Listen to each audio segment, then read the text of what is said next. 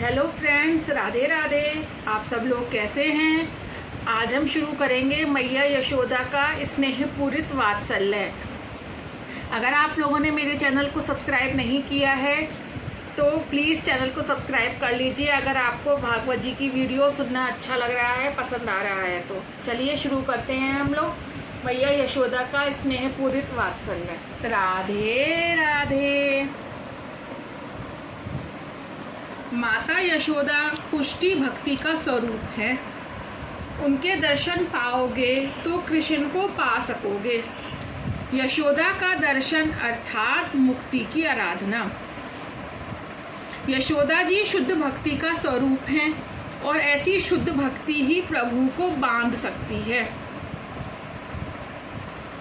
सुंदर भ्रुकुटी वाली यशोदा जी दही मंथन कर रही हैं। रेशमी घाघरा उन्होंने पहना था, सूत की डोरी से उसे बांधा हुआ था। पुत्र स्नेह के कारण उनके स्तनों से दूध की धारा बह रही थी। उनका सारा शरीर डोल रहा था। रस्सी खींचने के कारण हाथ थके हुए थे।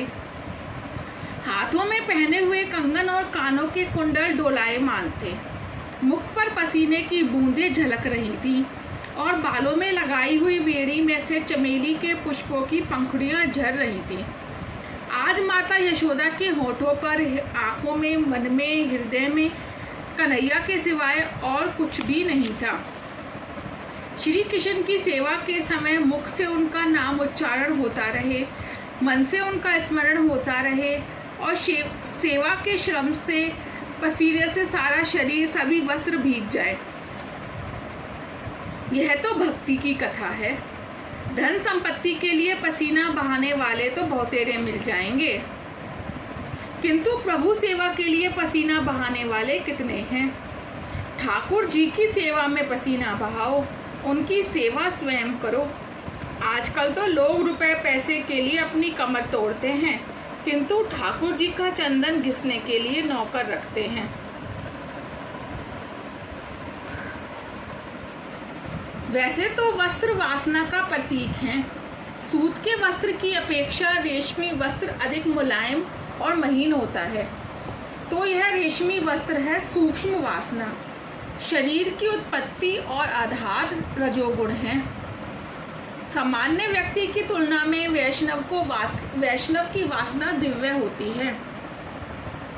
स्वयं ही सुख भोगने की इच्छा बाधक है, औरों को सुखी करने की इच्छा बाधक नहीं है। पराये धन की सेवा करने की इच्छा सूक्ष्म वासना है। भक्ति मार्ग अपनाने के बाद सुख उपभोग की इच्छा ना करो, औरों को सुखी करने की इच्छा करो। सुख का स्वयं उपभोग करने की इच्छा करने वाला इंद्रियों का दास ही होगा। ठाकुर जी के उपभोग में आने वाला शरीर वृथा है। तुलसी दल के बिना ठाकुर जी की सेवा हो नहीं पाती। यह शरीर श्री कृष्ण का है, श्री कृष्ण के लिए है। यशोदा ने शारीरिक सेवा की।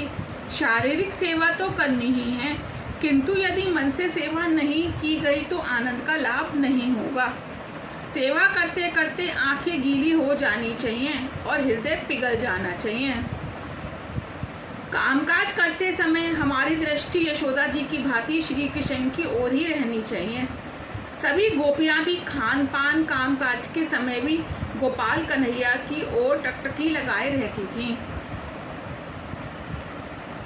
सभी संत महात्माओं को कुछ ना कुछ कामकाज करना ही पड़ता था। कामकाज के समय भगवान को भूल जाना अपराध है। इस संसार में कोई केवल धन के लिए जीता है तो कोई स्त्री के लिए, कोई संपत्ति के लिए जीता है तो कोई पुत्र परिवार के लिए। ऐसा व्यवहार इष्ट नहीं है। पैसा नहीं है, परमात्मा को देखना है। लक्ष्य को ध्यान में रखकर किया गया व्यवहार ही भक्ति है। व्यवहार शुद्ध होगा तो भक्ति आएगी। लक्ष्य को भूलकर किया गया व्यवहार बाधक है। लक्ष्य को भूल जाओगे तो लख 84 के फेर में फंस जाओगे।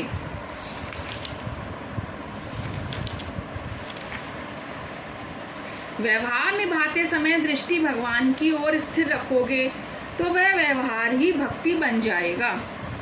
यशोदा है पुष्टि भक्ति। पीला वस्त्र वैष्णवी भक्ति का प्रतीक है। धन का कारोबार करते समय यशोदा जी की भांति मुख में प्रभु नाम और दृष्टि में प्रभु का स्वरूप होना चाहिए।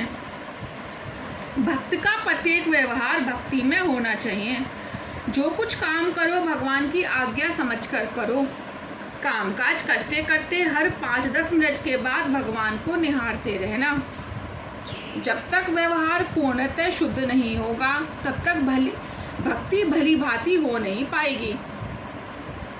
यशोदा की दृष्टि हमेशा श्री कृष्ण की ओर लगी रहती है। भगवान का स्मरण करते करते माता यशोदा का हृदय द्रवित हो गया। वक्ष स्थल का वस्त्र भीग गया है। 12वें अध्याय में कहा गया है भगवान के कुंडल में सांख्य योग है। यह यशोदा का नहीं भक्ति का श्रृंगार है। सांख्य योग की सहायता के बिना भक्ति की नहीं जा सकती। महाप्रभु जी ने कहा है यशोदा के कुंडल सांख्य योग हैं। सांख्य योग की सहायता से भक्ति स्थिर होती है। योग शास्त्र मन को एकाग्र बनाता है। योग मन को एकाग्र बनाने के लिए उपयोगी है। यदि भक्ति करनी ही है तो आत्मा को शरीर से पृथक कर लो और मन को एकाग्र करो। शारीरिक आनंद अपना नहीं है।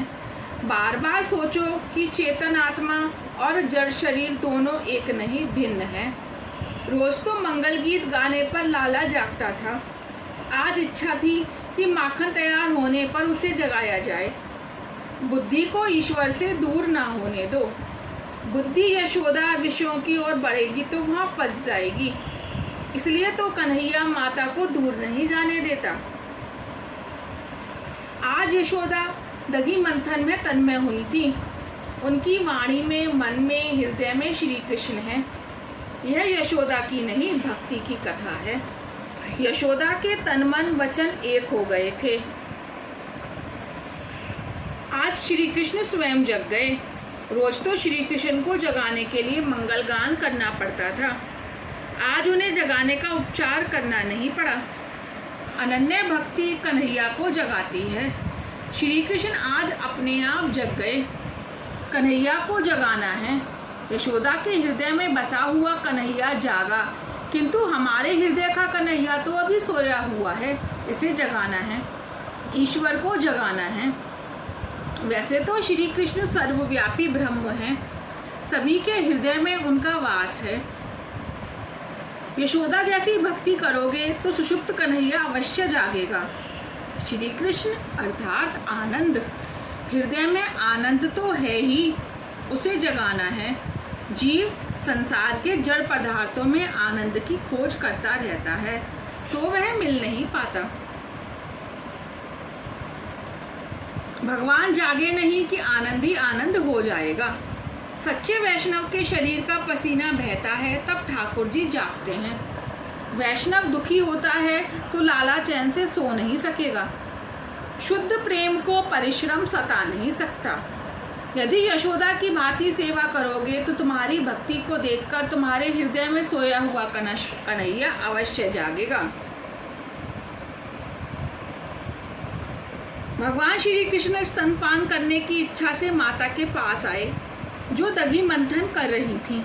वैसे तो ईश्वर निराहारी हैं, किंतु यह तो भक्त के हृदय की भावना है। भक्त का हृदय जब प्रेमार्द्र होता है तब भगवान भूखे होते हैं। कन्हैया जागा तो माता को ढूंढता हुआ इधर आ पहुंचा। उसने पीछे से माता का आंचल खींचा। यशोदा तो अपने काम में ऐसी लीन थी कि उन्हें खबर तक ना हुई। कन्हैया माता से कहने लगा, माँ मुझे भूख लगी है, पहले मुझे दूध पिला। यशोदा साधक हैं, दही मंथन साधन है, श्री कृष्ण साध्य हैं। साधना ऐसी करो कि साध्य अपने आप आ मिले। मनुष्य साधारणतः सच्चे हृदय से साधना करता नहीं है, अतः वह भगवान को देख नहीं पाता। यदि तुम कन्हैया के पीछे लग जाओ तो वह अवश्य मिलता है। कन्हैया तो जीव से मिलने के लिए स्वयं आतुर है, किंतु जीव ही उसकी उपेक्षा करता रहता है। साधना ऐसी तन्मयता से करो कि देह भान तक शेष ना रहे। और साध्य स्वयं तुम्हारे पीछे दौड़ने लगे। यशोदा की भक्ति देखकर कृष्ण ने पीछे से आंचल पकड़ लिया।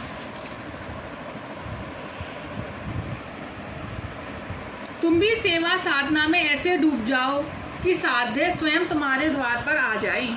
यही तो है पुष्टि भक्ति। राधे राधे। आगे का कल पूरा करेंगे। आज के लिए इतना ही। धन्यवाद।